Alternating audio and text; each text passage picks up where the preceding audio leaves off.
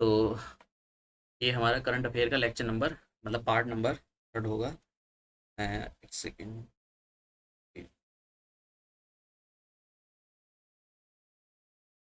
ठीक है, तो ये हमारा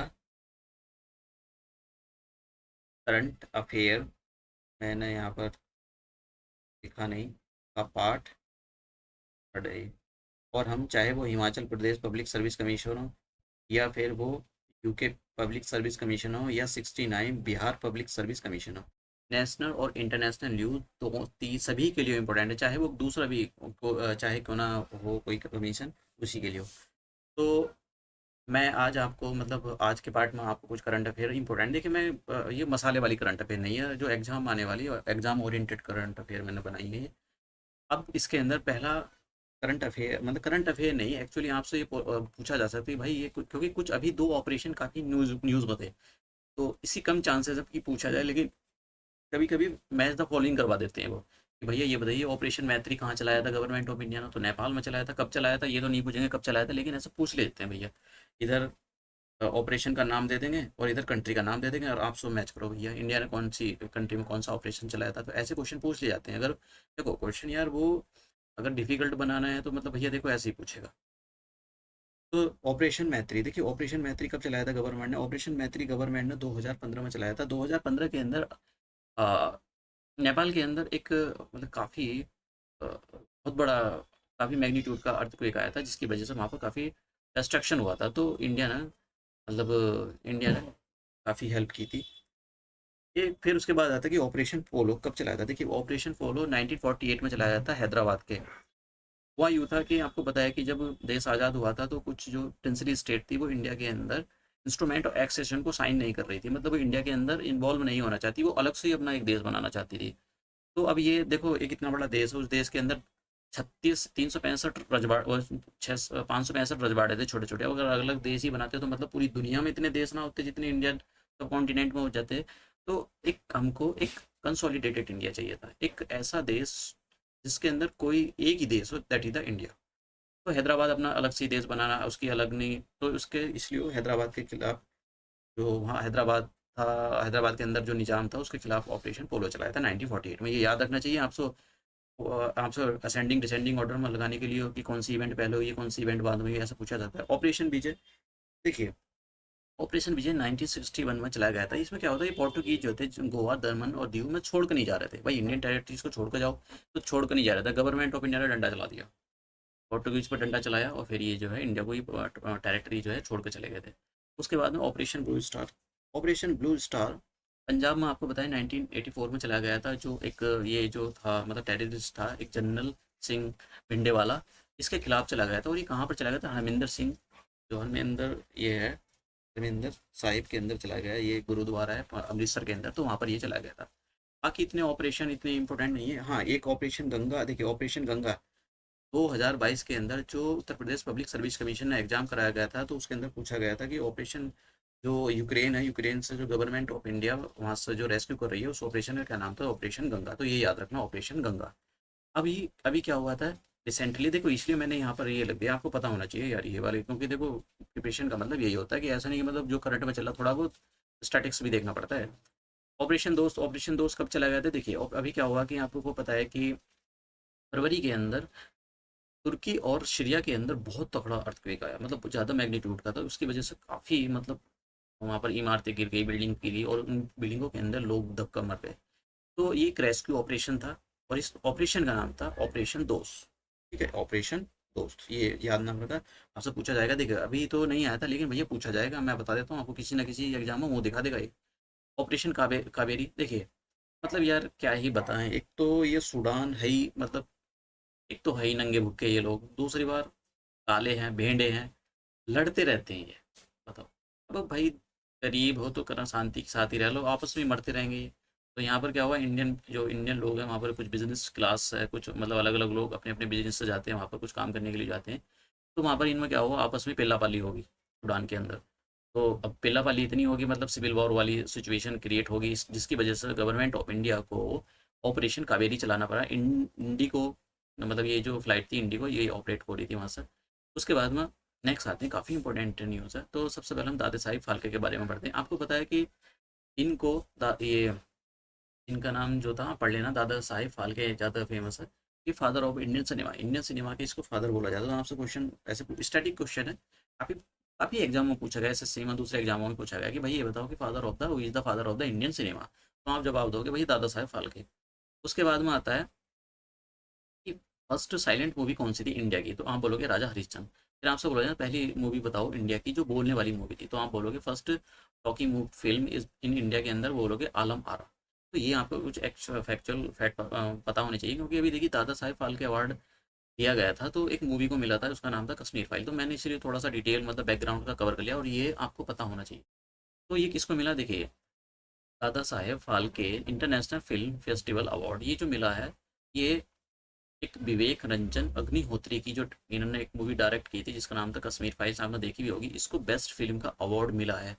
तो आपसे देखिए बहुत इंपॉर्टेंट क्वेश्चन है, आपसे पूछा जाएगा सीधा सीधा भाई कौन सी आपको। और हाँ मैंने यहाँ पर ये दे दिया है, आप इंडिया.com पर जाकर आप ये पूरी फिल्म वो मतलब जितनी भी लिस्ट है जिन जिनको दिया गया है, तो आपको मैंने केवल बेस्ट फिल्म का ही इसको कवर किया है। उसके बाद में दूसरा करंट अफेयर हमारा कि साइक्लोन गैब्रियल। देखिए इसने ये साइक्लोन गैब्रियल जो था ये खूब नाचा था भैया, कहाँ नाचा था, ये नाचा था ऑस्ट्रेलिया, न्यूजीलैंड, ऑस्ट्रेलिया और न्यूजीलैंड जो है और उसके आसपास के जो छोटे छोटे आइलैंड है, वहाँ पर ये काफ़ी इसने तबाही मचाई साइक्लोन गैब्रियल। अभी क्वेश्चन पूछा जा सकता है कि ये बताइए कि अभी एक सीवियर साइक्लोन आया था न्यूजीलैंड के अंदर और ऑस्ट्रेलिया के अंदर फरवरी के अंदर, 2 फरवरी 2023 के अंदर। तो ये बताइए साइक्लोन का नाम क्या था, तो आपको पता होना चाहिए गैब्रियल। देखिए आपको लगता है ऐसे भैया, ऐसे कभी कभी भी टुच्ची का करंट अफेयर भी बोल लेते हैं, मतलब पूछ लेते हैं, पूछी गई हैं, मैं तने तभी बोल रहा हूँ। देखिए दूसरे जो हमारे पास मतलब कम इम्पोर्टेंट है फिर भी मैंने कवर कर ली, क्योंकि भैया कभी कभी कमीशन को एकदम जोश आ जाता है, तो मतलब फिर तो पूछो मत ना।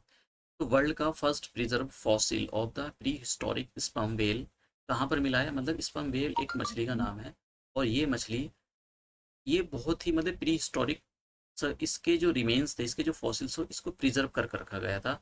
और ये मिले कहाँ पर है, ये पेरू में मिले हैं। पेरू एक आपको पता साउथ अमेरिका की एक कंट्री है, तो वहाँ पर।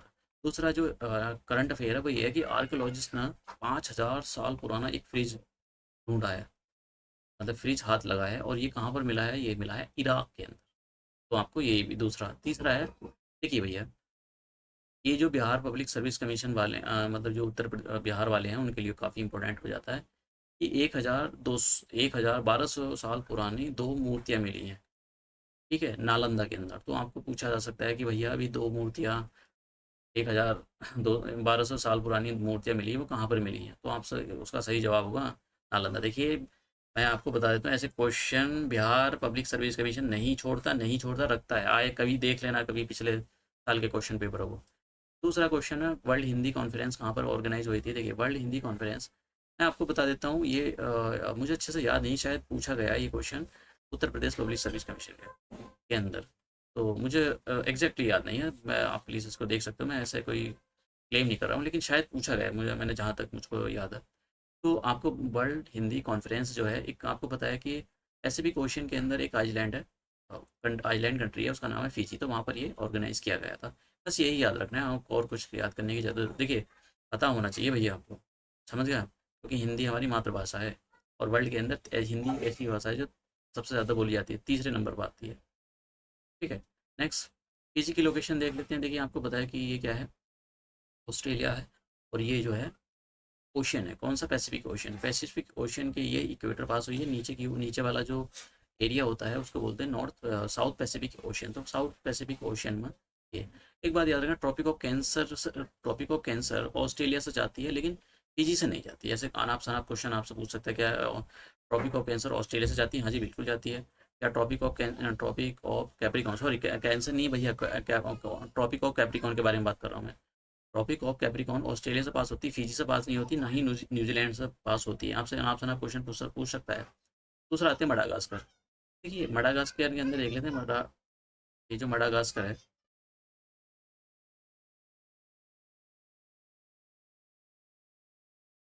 मडागास्कर मडागास्कर के बारे में देख लेते हैं कि मडागास्कर एक इंडियन ओशियन में एक अफ्रीकन कंट्री है। तो इससे जो है ट्रॉपिक ऑफ कैप्रिकॉर्न पास होती है, याद रखना। आपसे बोला जाएगा कि उन कौन कंट्रियों से ट्रॉपिक ऑफ कैंसर पास होती है। मैंने यूकेपीसीएस के अंदर ज्योग्राफी में डिटेल से ये सारी सारी चीज़ों को कवर किया है। दूसरा क्वेश्चन बनता है कि बताइए ऐसी लेक का नाम बताए जो जिस इक्वेटर पास होती है, तो लेक विक्टोरिया नाम है भैया। ठीक है, ये बात याद रखना। अभी हमारा इसरो ने एक स्मॉल सैटेलाइट लॉन्च व्हीकल तैयार किया है, और ये पहले तो इसका मतलब पहले अगस्त 2022 में इसका जो टेस्ट हुआ था वो हुआ था, हालांकि वो फेल हो गया था। उसके बाद में अभी फरवरी 2023 में इसका फिर से जो टेस्ट करा था, इस बार सक्सेसफुल हो गया। और देखिए इसकी मतलब जो हमारे पास GSLV Mark 3 है, वो एक्चुअली बहुत ज़्यादा कई टन मतलब वो ज़्यादा मास ले जाने के लिए बनाया गया है।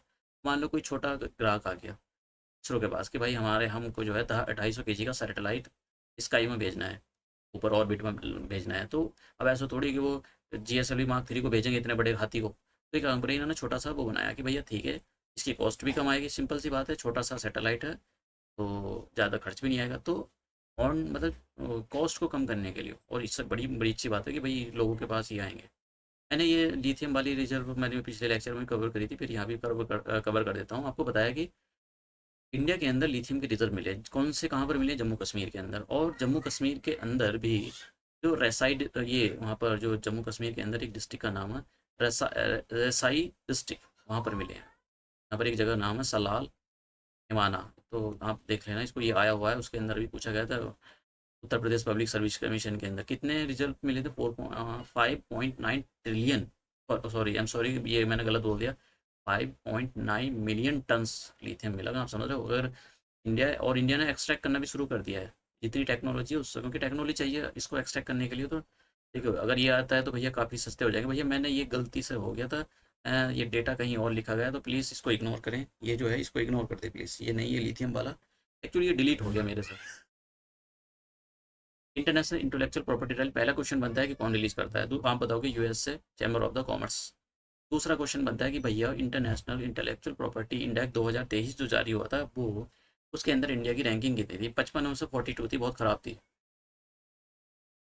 तो मैंने यहाँ पर ये लिख दिया था, आप इसको देख लेना, बस मेरा काम ये था। एक मोटी सी खबर बता देता हूँ कि जो गाजियाबाद म्यूनसिपल कॉरपोरेशन है, इसकी जो मतलब ये पहला ऐसा म्यूनसिपल कॉरपोरेशन बन गया है जिसने मतलब ये जिसने जो है एक ग्रीन बॉन्ड जारी की है। मतलब ये क्या काम करेंगे, कोई प्रोजेक्ट मतलब कोई रोड बनाएंगे या कुछ करेंगे, उसके लिए ग्रीन बॉन्ड जारी करेंगे तो पैसा इनके पास आएगा, और फिर वो प्रोजेक्ट बनाएंगे, प्रोजेक्ट से जैसे ही पैसा कमाएगा तो वो जिन्होंने बॉन्ड खरीदे उनको पैसा दे देंगे ब्याज सहित। इंडिया की भैया बस पूछो मत ना, आया हुआ है question Uttar Pradesh public service commission में, इंडिया की लार्जेस्ट, ये मैं 50 बार बोल चुका था, ये आएगा आएगा आया गया। तो भैया आपको ये बताना है, ये कर्नाटक के अंदर एशिया की सबसे बड़ी जो मैन्युफैक्चरिंग फैसिलिटी है हेलीकॉप्टर की, और हेलीकॉप्टर की, और एक बहुत ग्रीन फील्ड है ये। मतलब कि इसमें जितनी भी एनर्जी यूज़ की जाएगी वो सोलर एनर्जी या विंड एनर्जी से मिलेगी, एनर्जी होगी। ऐसा नहीं कि वो अपना कोल जला जाकर उसको तैयार कर रहे हो। और कर्नाटक के अंदर, इस जगह का नाम याद रखना। अब ई टू पेट्रोल क्या होता है, ये आपसे पूछा था कि व्हाट स्टैंड ई टू क्या, E20 क्या होता है। तो इसका मतलब ये होता है कि भैया जैसा आपने 1 लीटर, एक लीटर 1 लीटर आपने पेट्रोल ले लिया, तो उस 1 लीटर के अंदर 20% आप क्या काम करोगे, 20% आप एथेनॉल की ब्लेंडिंग करोगे। और टारगेट याद रखना कि ये जो 20% एथेनॉल ब्लेंडिंग करना है, ये कब तक करनी है, 2025 तक इंडिया को ये टारगेट अचीव कर लेना है। भैया ये अच्छे से करके चले जाना टारगेट। फैक्ट ये सब चीज़ें फैक्चुअल चलेंगी।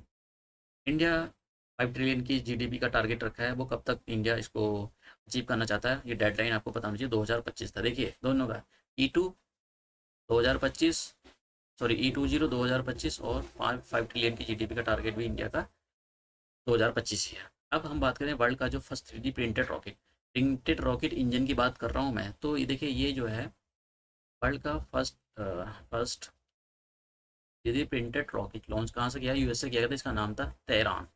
याद रखना वर्ल्ड का अ, एक सेकेंड कुछ गड़बड़ हो गई, हाँ मैं ये बोल रहा था, जो वर्ल्ड का first 3D printed rocket engine है। ये क्या था, देखिए ये क्या था, ये रॉकेट था, ये रॉकेट इंजन के अंदर मतलब जो गाड़ी के अंदर जो इंजन लगता है, तो इंजन ये एक आईआईटी मद्रास की मतलब जो एक स्टार्टअप था एक्चुअली ये। तो इन्होंने इसको लॉन्च किया, तो याद रखना इसका नाम, याद रखना इस इंजन का नाम था अग्निलेट। अग्निलेट।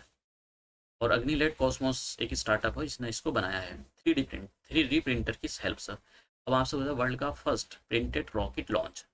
देखिए भैया, ऊपर वाला वो इंजन है रॉकेट का, ये क्या है, ये रॉकेट है। दोनों में फ़र्क होता है, गाड़ी और गाड़ी का इंजन दोनों अलग अलग चीज़ें। कभी आप सोच लो कि एक ही बात होती है। तो इन्होंने क्या, ऊपर वालों ने क्या बनाया, गाड़ी का इंजन। इन्होंने क्या बनाया, गाड़ी बनाई है। तो इन्होंने जो है गाड़ी बनाई, इनका भैया जो लॉन्च, ये रॉकेट लॉन्च था, ये इन्होंने लॉन्च किया, हालांकि फेल हो गया। नाम याद रखना है आपको, ईरान। अब देखिए ये भैया, आप इसको इंटरनेट में सर्च करके मान लेना, लेकिन यार ये मेरे को यही दे रहा है कि वर्ल्ड का फर्स्ट 3D प्रिंटर। अलग अलग मैंने देखा था, अलग अलग को दे रहा है। मैं ये नहीं बोलूँगा कि भैया आप इसको तैयार करो, मत करो, याद रहे तो ठीक है, वैसे तो कम ही चांस आने की। दूसरा, नेट जीरो टारगेट। देखिए नेट जीरो टारगेट आपसे पूछा जाएगा कि इंडिया के कितने हैं, दो कुछ कंट्रियों के पता होने चाहिए।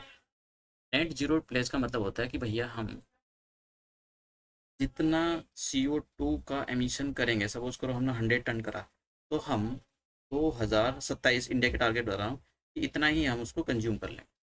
जितना हम उसको एमिट करेंगे उतना ही उसको कंज्यूम करेंगे। कैसे कंज्यूम कराएंगे, पेड़ पौधे लगाकर। ठीक है, पेड़ पौधे लगाकर। तो 100 टन, 100 टन हमने कंज्यूम, वो 100 टन हमने कार्बन डाइऑक्साइड प्रोजेक्ट्स के थ्रू किसी की भी थ्रू किया, तो उसी को हम 100 टन को हम मतलब पेड़ पौधे लगाकर या ऐसे कुछ प्रोजेक्ट लगाकर, ग्रीनफील्ड प्रोजेक्ट लगाकर उसको न्यूट्रल कर देंगे। तो इसी को बोला जाता है नेट जीरो। भैया उसके अंदर उत्तर प्रदेश पब्लिक सर्विस के अंदर पूछा गया है ये क्वेश्चन, इसका क्या मतलब होता है, ये पूछा गया था उसके अंदर। अब इंडिया का जो टारगेट है भैया 2070, चाइना ने 2060 बोला है, और यूएसए ने बोला है कि यूएसए और जो यूरोपियन कंट्री है, इन्होंने बोला कि 2050 तक हम ये टारगेट ऑब्टेन कर लेंगे। That is the question. अब एक क्वेश्चन आया था, मुझे नहीं पता कौन सा पब्लिक सर्विस कमीशन में आया था, लेकिन ये क्वेश्चन था कि ये बताओ क्या India largest producer of the carbon dioxide. बिल्कुल ना जी ना, बिल्कुल ना। चाइना है, चाइना, चाइना ना, ये चांदनी चौक टू चाइना, इसने बहुत ज़्यादा नाक में दम कर रखा है। तो सबसे लार्जेस्ट प्रोड्यूसर जो कार्बन डाइऑक्साइड पूरे वर्ल्ड में प्रोड्यूस करता है वो चाइना है। यूएस से भी वो आपको लू अच्छे, लू अच्छे, लू अच्छे, वैसे कुछ नहीं होता है, चाइना है। एक्चुअल चीज़ें हैं ये, आप देख सकते हो मैंने डेटा कहाँ से उठाया है। तो सबसे पहले पूरे वर्ल्ड के अंदर कार्बन डाइऑक्साइड कौन प्रोड्यूस करता है, चाइना। उसके बाद में आता है यूएसए, फिर आता है यूरोपियन यूनियन, और तीसरे नंबर पर आता है, वो सॉरी फोर्थ नंबर पर आता है इंडिया। तो ये फैक्चुअल चीज़ें याद रखना। आप ये भी अगर करना चाहो तो कर सकते हो, otherwise there is no needs in per ton कितना, पर कैपिटा कितना है ये। नेशनल पंचायती राज, मैंने पिछले लेक्चर में भी आपको कवर कराया था कि भैया ये बनाया जाता है 24 अप्रैल को, इसको सेलिब्रेट किया जाता है। एक और बात याद रख लेना, बहुत ज़्यादा ये 30वां, आप सिविल सर्विस की तैयारी कर रहे हो तो हो सकता है कि इंटरव्यू वगैरह में पूछ ले कि who is the father of the Indian civil service. तो आपको बता देना कि father, oh sorry, civil service का को फादर कौन था सिविल सर्विस इन इंडिया, तो आप बता दें चार्ल्स कॉर्नवालिस। तो कब सेलिब्रेट किया जाता है, 21 अप्रैल को। दिस इज ये। सिल्वी कल्चर क्या होता है, देखिए सिल्वी कल्चर का क्या मतलब होता है कि आप क्या काम करोगे, डिजायर फॉरेस्ट को, मतलब मैं आपको बताता है क्या, आपने पेड़ पौधे लगा दिए, तो आपने क्या काम करो, अब आपको बनाना है फर्नीचर। इन पेड़ पौधों को काट के, तो आप क्या काम करो, आपको फर्नीचर में बढ़िया वाला माल चाहिए, एकदम बढ़िया, कि भाई फर्नीचर अच्छा चले, उसमें जल्दी से ख़राब ना होए। तो आप क्या काम करोगे, ऐसे ही मतलब ऐसे फॉरेस्ट, ऐसे पेड़ लगाना, और उनको ऐसे मैनेज करना है कि जब जिस पर्पज़ के लिए आप बना रहे हो वो पर्पज़ आपका सर्व हो जाए, मतलब कि डिजायर्ड आउटकम मिले। मतलब ऐसे पेड़ पौधे लगाना जिससे डिजायर्ड आउटकम मिले। मैंने आपको पिछली उसमें बताया कि अर्थ आर कब सेलिब्रेट किया जाता है, कौन इसको अर्थ आर और अर्थ डे के बारे में बताया था मैंने। तो अर्थ आर जो होता है, इसमें बोला जाता है कि भैया आप क्या काम करो, ये मार्च, मार्च का मंथ होता है, उसमें जो लास्ट सैटरडे आता है, जब ये इवेंट पूरे ग्लोब पर बनाई जाती है। और इसमें बोला जाता है नॉन एसेंशियल लाइट आप 1 घंटे के लिए बंद करो। वो टाइम कितना होता है, 8:30 से 9:30। यूपीएससी के अंदर पूछा गया है भैया, ये यूपीएससी के अंदर। और मैंने आपको बताया कि जितने भी यूपीएससी वाले होते हैं, ये जो पब्लिक सर्विस कमीशन वाले होते हैं, ये टीपू सुल्तान होते हैं, यूपीएससी को as it is as copy कर देंगे। अब दूसरा, मैच द फॉलोइंग। अब आप पूछोगे लिम्फेटिक प्लेरिलिसिस क्या होता है, देखिए ये कुछ नहीं होता, एक एक होता है कीड़ा, आपकी बॉडी के अंदर वो कीड़ा चला जाएगा, और वो कीड़ा क्या काम करेगा, अंदर जाकर कीड़े पर कीड़े, कीड़े पर कीड़े बना देगा, और आपकी बॉडी का हाथ, आपकी बॉडी के जिस पार्ट में भी जाएगा वो हाथ पैर सूज का हो जाएगा हाथी के जैसा। इसलिए उसको बोला जाता है ये एलिफेंटिया डिसीज भी बोला जाता है, आपने पढ़ा भी होगा ये। तो आपसे ऐसा क्वेश्चन पूछेगा कि मान लो इधर डिसीज के नाम दिए गए होंगे, उसमें लिखा होगा एलिफेंटिया, और इधर एक तो क्वेश्चन ये बनता है कि बताओ इस ये जो लिम्फेटिक प्लेरिलिस डिसीज है, इसका दूसरा नाम क्या होता है, इसको बोलता है एलिफेंटिया डिसीज। एक क्वेश्चन ये बनता है। दूसरा क्वेश्चन ये बनता है कि ये जो ऐसा पूछा जाएगा कि इधर डिसीज़ का नाम लिम्फेटिक, और इधर दे दिया जाएगा क्या वायरल डिसीज़ है, क्या राउंड बोन है, और जो कीड़ों से होती है, या बैक्टीरियल डिसीज़ है। तो ऐसा मैच द फॉलोइंग आपको पूछा जाएगा। और ये जो मतलब ये जो मॉस्किटो होते हैं, एक तो क्यूलेक्स, एनोफ्लीज और एडीज, ये जो मॉस्किटो होते हैं, ये क्या काम करते हैं, मान लो कि किसी की बॉडी में ये कीड़ा है, ठीक है। नेमाटोड, अब नेमाटोड जैसी मॉस्किटो किसी का खून चूसेगा, नेमाटोड उसकी बॉडी के अंदर चला जाएगा, और नेमाटोड जब ये मॉस्किटो, ये वाले मॉस्किटो केवल किसी पर्सन की बॉडी में बैठेंगे तो ये इस नेमाटोड को उसकी बॉडी के अंदर इंसर्ट कर देंगे, जिसकी वजह से ये कीड़ा उसकी बॉडी के अंदर चला जाएगा, और कुछ टाइम के बाद वो कीड़े मल्टीप्लाई मल्टीप्लाई मल्टीप्लाई मल्टीप्लाई होते चले जाएंगे, और उसकी बॉडी का पैर सूज को हो जाएगा हाथी के जैसा पैर, इसलिए उसको एलिफेंटिया डिसीज बोला जाता है। ठीक है, आप समझ गए। दूसरा क्वेश्चन आता है भैया मलेरिया। मलेरिया का बताओ, आपको पता है कि मलेरिया जो है एक प्लाज्मोडियम पैरासाइट होता है, उसके थ्रू होता है, और ये आपको पता है कि जो फीमेल एनोफिलीज मॉस्किटो है, एनोफिलीज ये फीमेल के थ्रू होता है। तो आपसे पूछा जाता है कि बताओ इसका इसका कैरियर कौन है, मलेरिया को कौन फैलाता है, आपको नाम बताना पड़ेगा। कई बार एसएससी में भी पूछा गया क्वेश्चन है ये। अर्थ डे कब सेलिब्रेट किया जाता है, मैं नहीं बताऊंगा, मैंने पिछली क्लास में बता दिया था। ये जरूर बताऊंगा, इंटरनेशनल वुमेन डे कब बनाया जाता है, ये 8 मार्च को बनाया जाता है, और थीम इस बार हेस्ट, ये हैज़ लगा हुआ था, इम्प्रेस इक्विटी। देखिए मैं आपको मैं मतलब मैं बहुत सारी क्लासों को पढ़ाता हूँ, तो इस बार अगर आपने सीबीएसई की साइट देखी हो तो उन्होंने सेलिब्रेट किया था इंटरनेशनल वुमेन डे, और बहुत अच्छे से सेलिब्रेट किया था प्लीज़। तो ये थी आज का लेक्चर। तो आज मैंने, देखिए मैं ये तो गारंटी नहीं लेता हूँ कि भैया इसी में से आ जाएगा मेरे लेक्चर में, मैं कोई भगवान तो हूँ नहीं, लेकिन मेरा एक्सपीरियंस 16 साल का ये कहता है कि भैया मुझको बहुत सारी चीज़ों के बारे में पता है कि क्या का कमीशन, क्या वो कहाँ कहाँ से क्वेश्चन रख सकता है। तो प्लीज़ इनको अच्छे से कर लें। मैं ये तो नहीं कहता भैया सारा पेपर मेरी में से ही आ जा सका, हो सकता है कि उसने अनाप शनाप कोई करंट अफेयर बना दिया हो, किसी के हगने मूतने का करंट अफेयर बना दिया, तो भैया उसकी तो मेरी कोई गारंटी नहीं है। और मैंने कोशिश किया है कि चीज़ों को, जो भी जितनी भी करंट अफेयर रिलेटेड है, मसाला मैं नहीं लाया बिल्कुल भी। कटरीना कैफ आज किसके साथ घूम रही थी, ये और तो ये मैं बिल्कुल नहीं लाया हूँ। तो बहुत एकदम जो भी चीज़ें हैं एकदम बढ़िया वाली, एग्जाम ओरिएंटेड। तो आज का लेक्चर यहीं समाप्त करते हैं। Thank you.